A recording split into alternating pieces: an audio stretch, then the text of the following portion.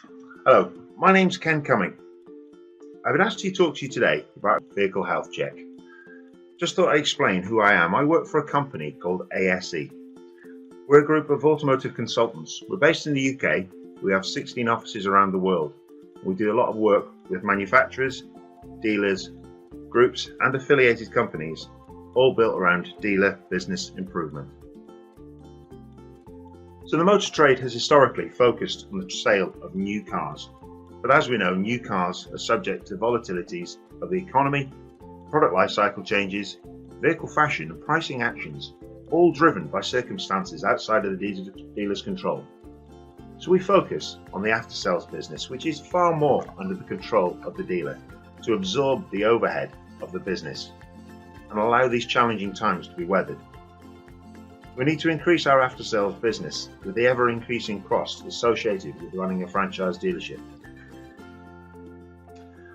We're working under a background of vehicles becoming more and more reliable.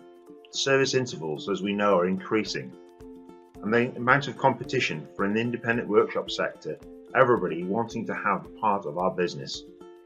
Customers don't see any difference once they've had their car serviced.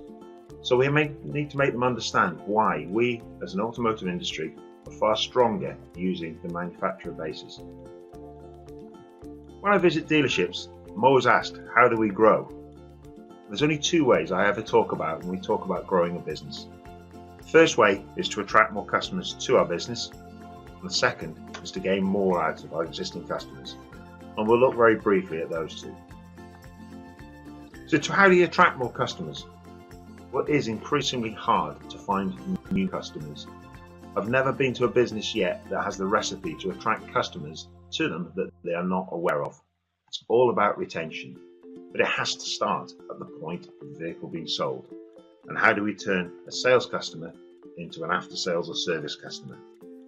Retention strategies, as we know, are key, but they're typically focused on service work.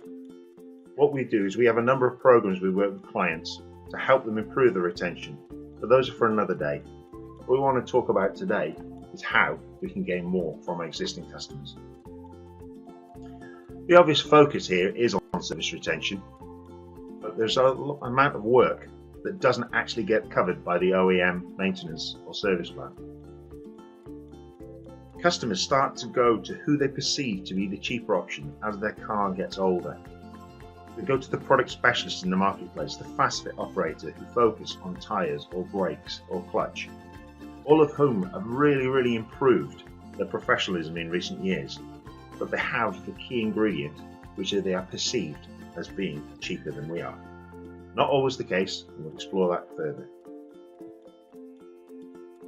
When we visit dealerships, and last year we did in excess of 3,000 days at individual dealerships around the world, what we look at is what's the difference, but what makes a business great.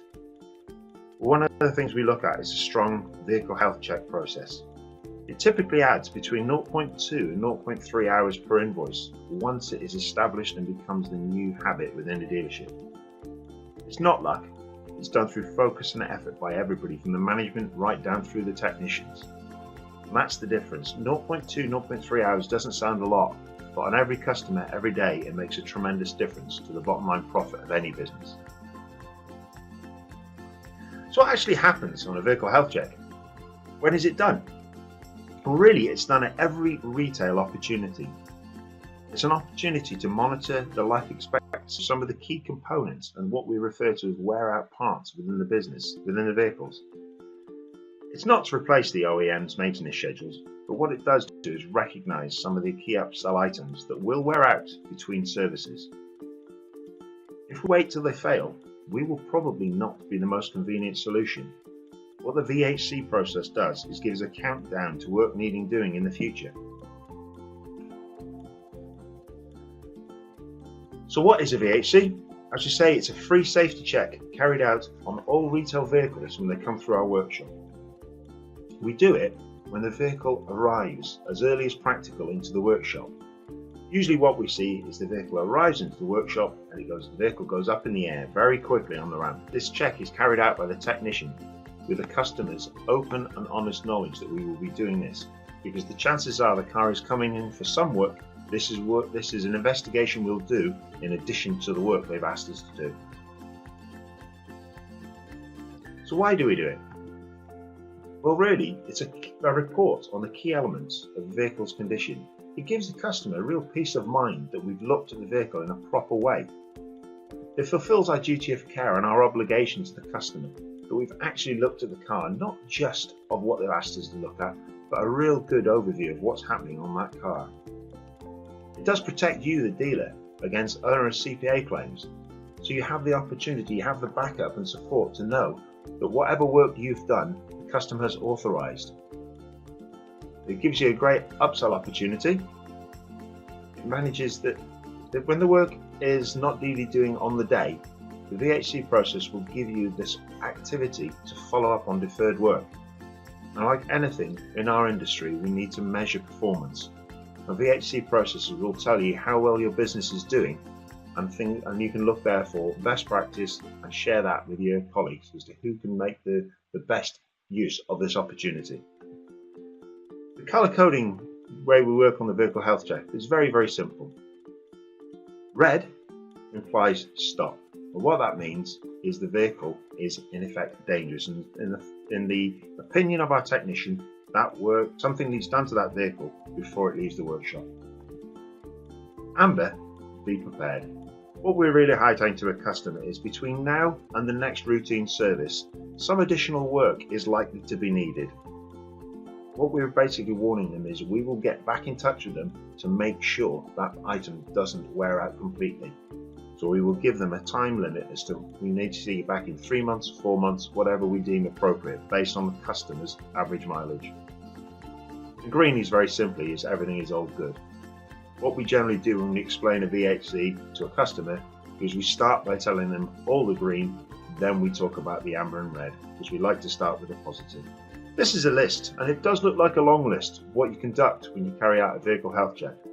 But if you think about when a vehicle comes into the workshop, this is actually a change in the habit of a technician. When they drive the car into the workshop, they will do a lot of this just as part of their new habit. What we want is the technician to be so used to carrying these out that they become part of the new way of life. As they take the car into the workshop, the first thing they do is take the car up on the lift. A lot of these checks will be carried out as they drive in, then as the vehicle goes up, and also as they drain the oil out of the car, which is typically what happens on most services. The rule of thumb we give to our technician is if it was yours or your family's car, what would you like to be made aware of? We need to define red, amber and green, and this is where you need to be very careful with your local legislation and requirements from the manufacturer. These are some of the samples that we use for some of the dealers we deal with, but you just need to be very, very careful. Within the UK environment, we have various bodies such as the police, the AA, the RAC, all of whom have an opinion. And we share that with the customer because what we want them to prove to them is this is an independent idea of when you need to change stuff, not just us as a dealer trying to sell them more stuff. So the key benefits for the VHC process we see are 3 ways. The benefit for your customer, it gives them peace of mind with a written report telling them what's right and what's likely to need changing in the short and medium term in their car. It gives your business a record of the advice given to the customer. It gives you a duty of care and proof of your concerns to the customer. Red, as we said, is a must-do, amber is an early warning. And commercially, it gives the dealer the opportunity to see work that the customer genuinely needs doing, now or in the short-term future. From a manufacturer point of view, we always want to tell the customer what the car actually needs in our professional opinion. We will never sell anything that doesn't need doing. So, what does great look like? Every car that comes into the workshop gets a vehicle health check.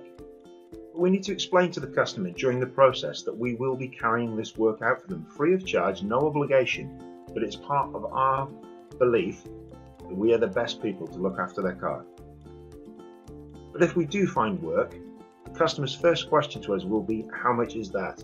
So we be prepared. We are prepared to say to the customer, we've looked at it, this is what the work needs doing, this is what it will cost, and this is when I can do it, because that's what the customer is very interested in. So we need to be prepared when we pick the phone up to the customer. We also need to follow up red work, because despite the fact we say red work is safety related, some customers still choose not to have it done. But what we have a thing is called buyer's remorse. What we need to do is speak to the customer and say, yesterday you came in, we still believe that work needs doing, can you please have it done somewhere? If not by us, that work needs doing. We will attract customers back in by that honest approach. All amber work is followed up at the interval advised by the technician, and we need technicians to appreciate that they have a key role in identifying when this work will need to be doing. And we need to make sure within our business we have a strong follow-up process. And what I mean by that is we follow up every opportunity at the right time, not just when we're quiet. If you want to get started, you have to involve the whole team. This is from the technicians right through up to the general manager or the retail operator of your business. Tell the customer what you're going to be doing at the point of booking. Remind them at the point of arrival when they bring the car to you that you're going to carry this work out. And if work needs doing, contact them as early in the day as possible. Tell them what needs doing, why it needs doing, and how much it's going to cost. And then when the customer comes back in, explain. Because what they've recognised is the fact they've had a bill in addition to the one they're expecting. So let's be honest with them right at the start. For amber and red work, have a robust follow-up process. But with anything that you do with the team gets involved, we need to measure and share the rewards with the rest of the team so they can see that they have had an impact. So in conclusion, thank you for your time. I'd strongly recommend that if you haven't got one in place, you put a VHC process into your business. You will see benefits. Every business we go to, well, we would define them as great, has a really strong VHC process. There are no negatives to it. Good luck.